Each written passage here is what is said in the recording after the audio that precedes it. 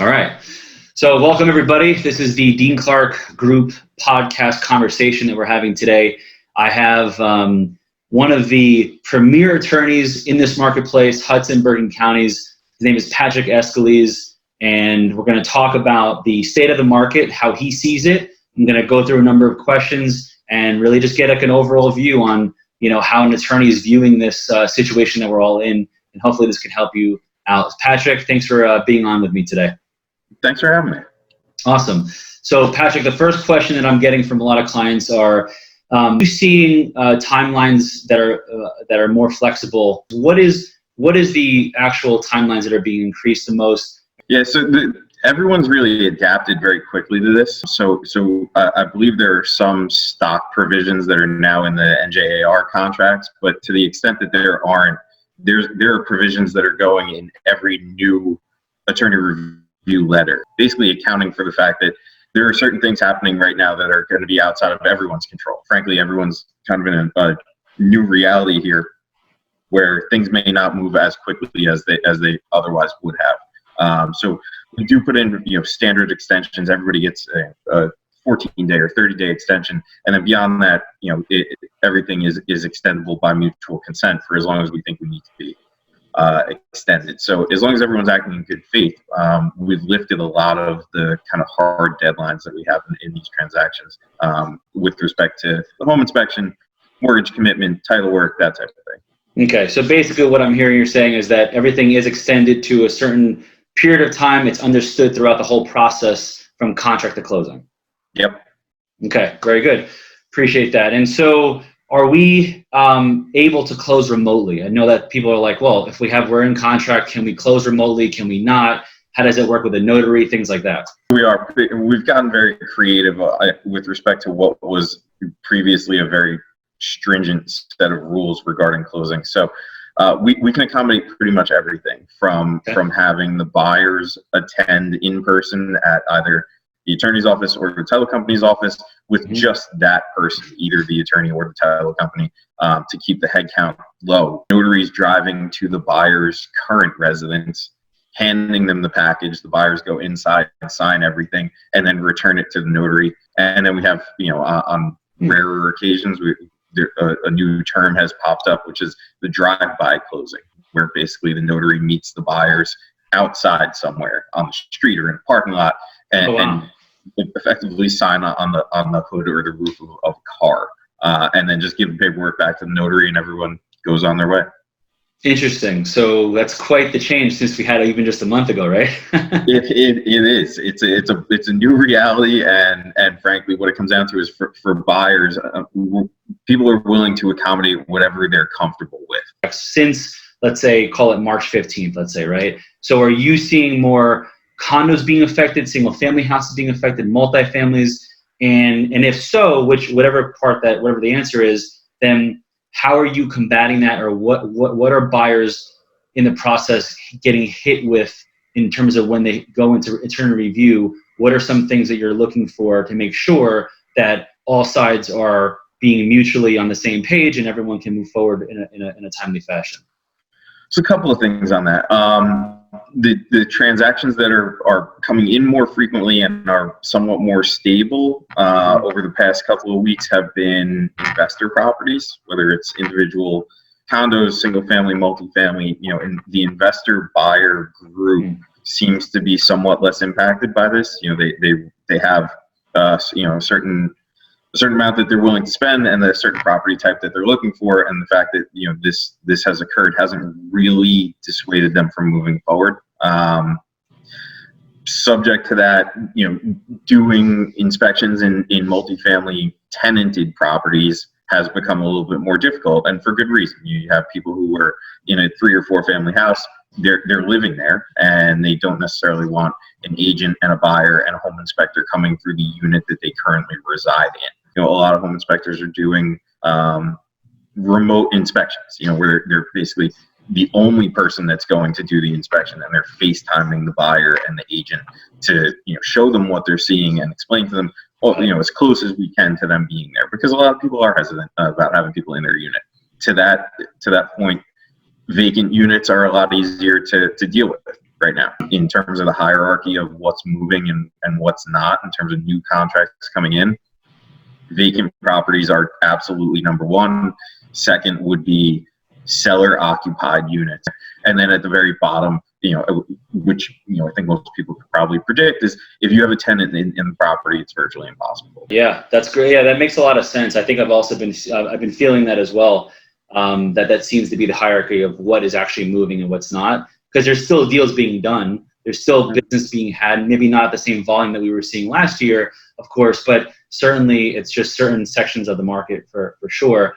Now, the other question I had for you, let's say someone owns in a Doorman building, right? And they own, like, let's say in the Hudson T building, or they own up in Edgewater in one of like City Place or, the Pearl, somewhere like along the waterfront where our market is. Are you seeing any changes there if either they're in contract that they're having issues with getting people through the door, or how are you combating that? Or is it just at a complete standstill and there's really nothing you can do? I wouldn't say it's at a complete standstill. There haven't been a lot of new transactions in those buildings. Those buildings might be somewhat more hesitant to have people coming through, unannounced and that type of thing. But they do have the ability to keep track of who's coming and going more so than a non-Doorman building would, for instance. Okay, cool.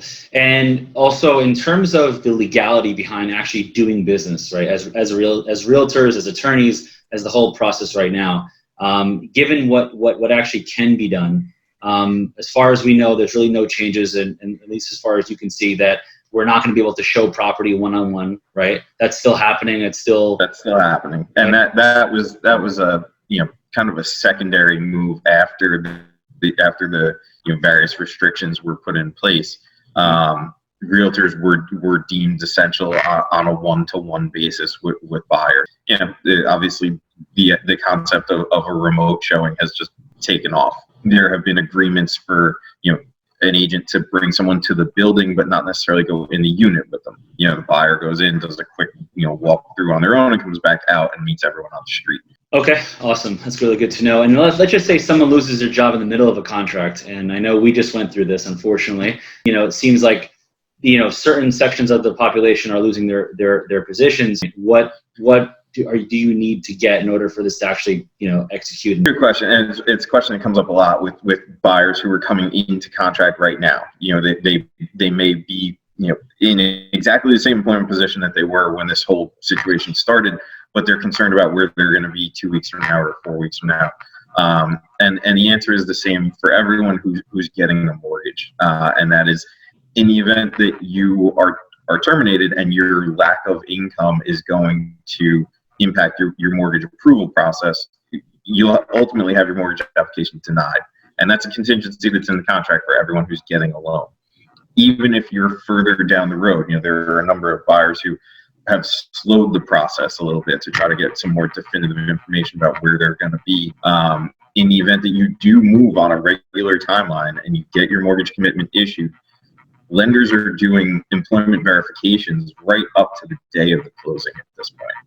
And so in the event that you lose your job, or you get furloughed without pay, or whatever the case may be, and it negatively impacts your income, even an issued commitment can be withdrawn right up to the day of the closing. And that also serves as a failure of mortgage contingency, meaning that you would be in a penalty-free walk-away situation for both sides. So would you recommend us as realtors that are practicing this every day before we bring you a new deal or bring you a new contract that we should really be verifying their job and kind of making sure that it's going to be okay for the duration of what we expected time from the contract to closing? It certainly helps, but yeah, someone who has reason to believe that their employment is stable is certainly they'll be in a more confident position than someone who is in an industry that's been heavily impacted by this and just hasn't been personally impacted yet. Got it. And then I guess the other thing is, so some takeaways that we can leave the audience and leave people that are more or less just trying to get an idea or a handle on really having more confidence. What questions should they ask themselves before they get into a deal and make sure that they're going to buy something that they really do love? Now more than ever, I think buyers need to understand what their contingencies are. What are the mile markers in each transaction, and at what point do circumstances change? Always a question that comes up with new buyers. Should I sign this pre-printed NJAR contract to get the process started? But you can sign that without any repercussion whatsoever. If you're hesitant to submit an offer because you don't fully understand the terms of that contract, one, you should reach out to your attorney to make sure that you have a fuller understanding of what that contract says. But on a secondary level, understand that it's not binding, because we're going to go through the attorney review process, and there are going to be things that are put in the attorney review letter that are going to work to your benefit as the buyer. It's all buyer side protections, right? Then you have the attorney review period where you're not technically bound. So if you think that you're right on the brink of something changing in your financial circumstances, that's a stretch where you do have the ability. If unfortunately something were to change, you don't need to move forward, right? If you're concerned about getting a loan, if you're right on the fence, if you're taking a loan with less than 20% down and you're a higher risk borrower, just be aware that if you are negatively impacted by this at some point in the transaction and you get a valid mortgage denial letter, that's a penalty-free termination for you.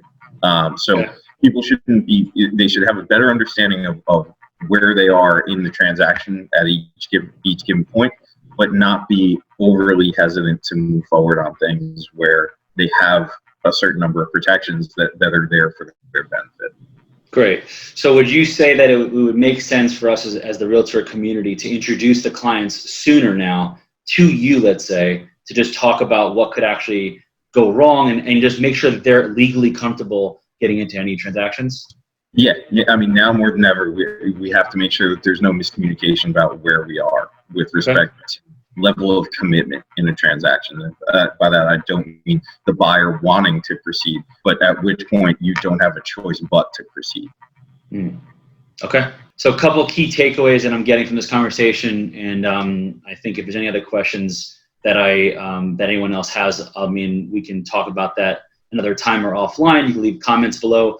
But basically, is that deals are still happening. It's just that you want to make sure that you're completely in the know of what your contingencies are, which is a big takeaway I just got. And also know that vacant properties, in terms of the hierarchy of what's actually transacting, and seller-occupied units, tenant-occupied units seem to be the hardest to sell because of their current situation. And now the last thing that comes to mind regarding tenant-occupied units that I have for today would be, so let's say there is a seller who has a life event happening and they absolutely need to sell the property, and let's say that their tenant is still in the place, and let's say they're on a month-to-month situation. How would you advise a seller going about the communication to that tenant, especially with the fact that you can't evict people today, you can't do things that you normally would have done if there was an issue? How would you go about recommending that conversation, that communication process to them? Start it sooner than later. That conversation should be an amicable one. If the tenant is on a month-to-month basis, the landlord has a valid basis to terminate that tenancy in order to sell the property to someone who intends to personally reside there. So it's not a question of if they can do it. It will happen ultimately. And what you want to afford tenants in a time like this is as much time as you can give them. Because while on the purchase and sale transaction side of things, we're dealing with all of the fallout from this. The same thing is impacting renters. So for instance, we're seeing use and occupancy agreements come up at the last minute because sellers who intended to sell their property to a buyer who intended to move into it have not been able to go out and see rentals. And so very unexpectedly, they need to remain in the property that they're in. So what tenants need is an opportunity, enough runway to go out and see places right now. But from a practical standpoint, telling a tenant, we're going to sell the property, we're going to want you to vacate in 30 days is almost a practical impossibility. Got it. Okay. Well, that's really helpful.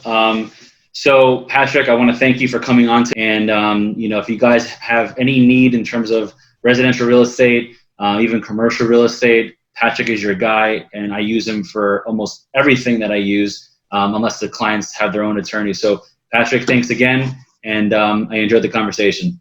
Thanks, Dean. Appreciate it. All right, take care. Have a good one. Today.